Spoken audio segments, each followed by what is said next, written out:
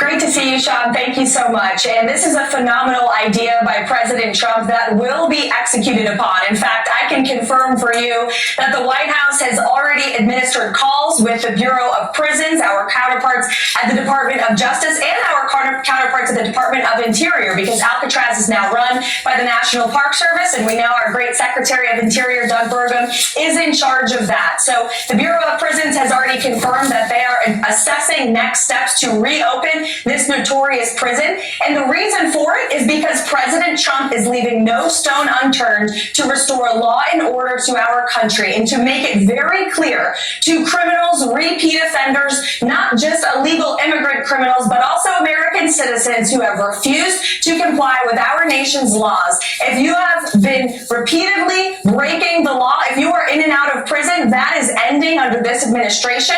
President Trump's team is going to enforce our laws and prosecute you to the fullest extent of the law. So we are absolutely looking into this, assessing next steps, and it's a part of the president's big picture law and order agenda, which is obviously working, especially when you look at the illegal border crossings at our southern border. The border is secure, mass deportations are underway, and law and order is back in America thanks to President Trump.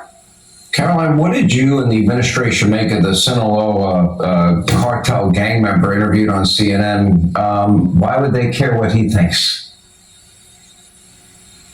Well, it was fascinating to me, Sean. I was actually scrolling on Instagram when I came across this interview, and it stopped me in my tracks, not just because they sat down with a member of a Mexican cartel that is now designated as a foreign terrorist organization by the United States government, but because of the nature of the questions of this notorious foreign terrorist. It was a softball interview giving a platform to a notorious drug cartel that has killed American citizens. I thought it was quite despicable. But again, this is just another reason why the trust in the legacy media is at an all-time low amongst the American public.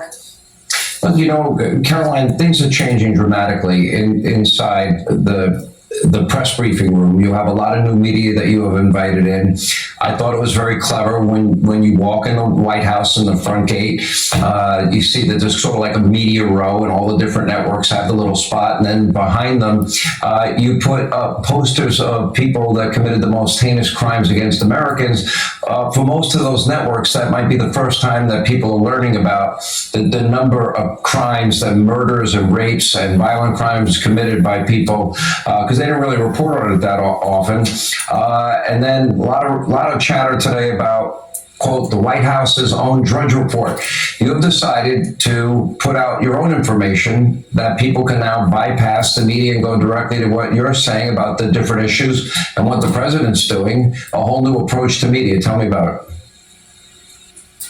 Yeah, absolutely, Sean. And it's because President Trump has revolutionized media and the way Americans consume media. He started this on the campaign when he opened the campaign to social media influencers and podcasters, and he was willing to take that non-traditional media route. And we have continued that effort at the White House. And it's sad, truly, that we have to put mugshots of illegal alien criminals on the front lawn of the White House in order for the mainstream media to actually cover these stories. They should be covering them, but because they do not, we will put them right in their faces. And it drew a lot of attention, as it should. Last week at the White House, I met with angel mothers whose names your audience may not know because they are living in silence. They are living in a tragic circumstance where their children were taken away from them by illegal alien criminals. And no politician, they told me, and from the Secretary of Homeland Security, we are encouraging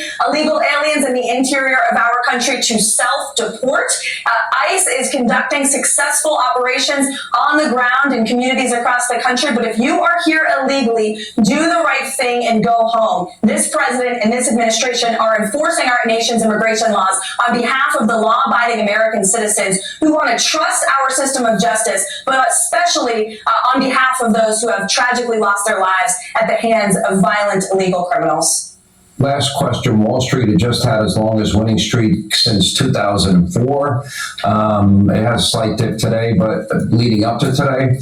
And I guess people want to know the status of trade deals. We had Scott Besson on the program last week. He said there are 17 identified countries to go first, and he's very confident that they're getting closer to making these trade deals and resolving the tariff issues. Well, can you update us on that?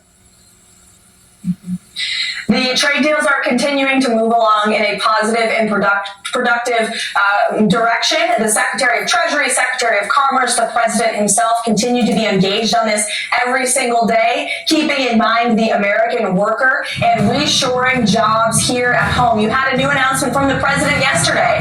Tariffs on the film industry. We're going to make Hollywood great again. And it's just one of the many great proposals the President has had to make our country boom again and to bring jobs back here at home. All right, our White House briefing with Karoline Leavitt.